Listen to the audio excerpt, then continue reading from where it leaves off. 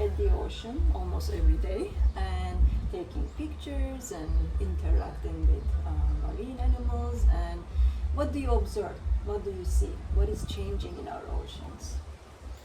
Well, I haven't been living in Loreto, Baja California Sur for all my life, but I did had a lot of effort and time for the last 10 years.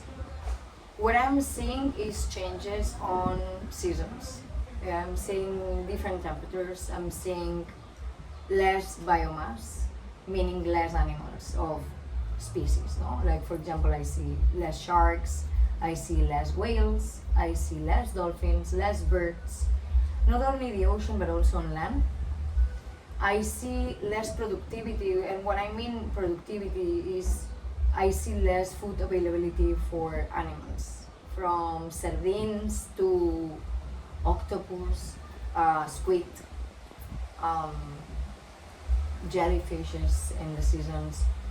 So what I'm seeing is there's this moment of dropping down what it used to be when I first met Baja California or the Gulf of California in this part of the world now. I also saw this in Costa Rica. It's happening very fast. There's a incredible decline on big animals, no, like tunas, big fishes, sharks, marine mammals. And I see a lot of pressure. This is what I see. I see more cruise ships, more mass tourism, still fishing and unregulated fishing a lot of times. I see this lack of balance that I used to see time ago. No, I see that there's species struggling.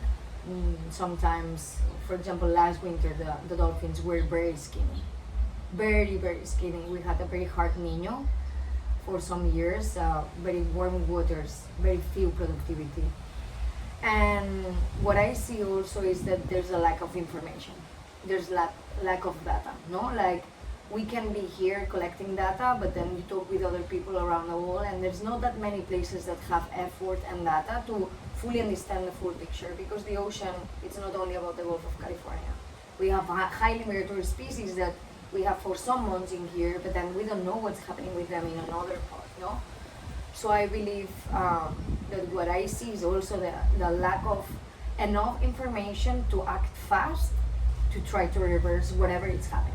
And it's not only one thing. It's not only about ocean temperatures or climate change. It's not only about unregulated or illegal activities. It's not only about extraction. It's something else. Maybe it's deep sea mining in somewhere else affecting the same species, or currents, or things that make places productive. No, that sometimes they don't need to happen straight away in the same place. I also see a problem on land. I see very big, massive development on the coast, which are very important for maintaining the health of places and species. So I've seen Baja California changing very fast in the last 10 years. Mass developments and like big resorts and so many new houses and so many new people living in this peninsula, which is a peninsula with very few water. So I believe that climate change is making, in many places, rain less. And this is also affecting our oceans and the productivity in the places. Plus, if we are also causing this devastation of the perfect ecosystems in the coast, such as mangroves, dunes, small reefs, and then you put all of this together, it's a collapse. I see every day our oceans collapsing. I see an opportunity for all of us to rethink where our natural resources come from and to reorganize our society as humans, civilization. I see an incredible need of commitment by everyone, people, citizens, youth, adults, companies, brands, municipalities, politicians. Everyone needs to be involved because we are facing a catastrophic collapse a biodiversity collapse. And I do know by hand that when ecosystems collapse, it's very hard to bring them back, and we cannot live without nature. Nature provides us all the natural services that we need to be alive, from breathing to drinking water and having protein. So I think it's hard for me because I love being out there and encountering animals and seeing beautiful species.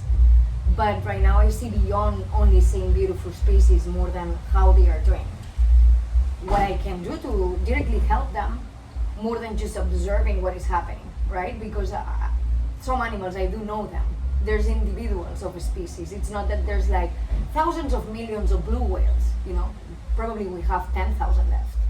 And the ones that arrive here are a percentage of these 10,000 left. So how they are doing, individuals, like a tuba in a blue whale, no? Or a Reggie in a dolphin.